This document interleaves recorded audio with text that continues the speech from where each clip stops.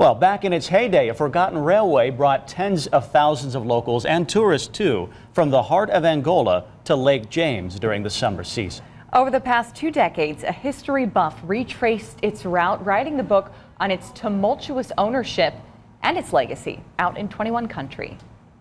I love railroad history, and so my forte has been ghost railroads, they call them, ones that are no longer here and no longer operating. Craig Berndt meticulously researched maps, documents, and terrain to recreate the path of the Lake James Electric Railway. When the line was at its fullest extent, it came down the square from West Maumee over there and ended about where this planter is here. These were developed by the local water and electric utility companies in order to have a place for people to go and enjoy themselves on the lake, and they operated the trolleys as well as the electric system, and so they were able to sell themselves power and develop the resort. While some landscape hasn't changed over the last 120 years, the electric and water company owned the railroad, and their power plant and water plant were where this substation is located. Rural areas the railway once cut through effortlessly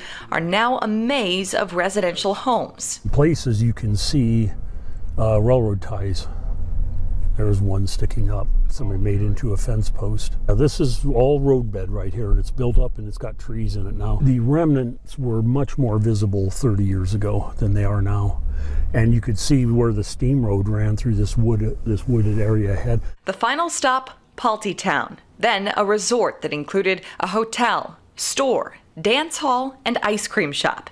Now it's the Lake James Christian Camp. There were 5 different owners of the property.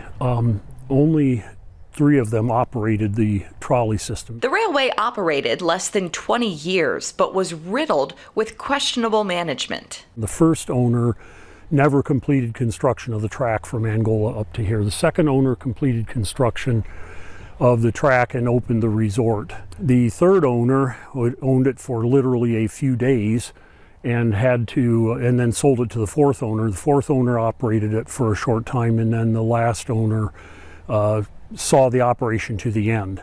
It ended at a time when the combination of private vehicle ownership, World War I, and the Spanish flu all came together at the same time, and they brought an end to all of these parks. During one 4th of July weekend, the Lake James Electric Railway shuttled more than 4,000 people between its less than 4-mile route. Berndt is making sure its fading history is never forgotten. You've really got to dig, and that's the thing I like about it, the investigative part of it, finding the missing pieces and who owned what and that kind of information. So I just like to do it to open up ghost railroads, and when you get done, people really appreciate it. They take a look at it and they didn't know anything about it. I mean, I've run across a lot of people who literally don't know that there was a trolley line in Angola. Well, there were actually 2. One was electric and one was gas mechanical. But there were 2 different trolley car companies operating in Angola, and some people have no idea that there were any. If you'd like to buy a copy of Berndt's book with more on the Lake James Electric Railway, we've put that information on our website with this story, WPTA21.com.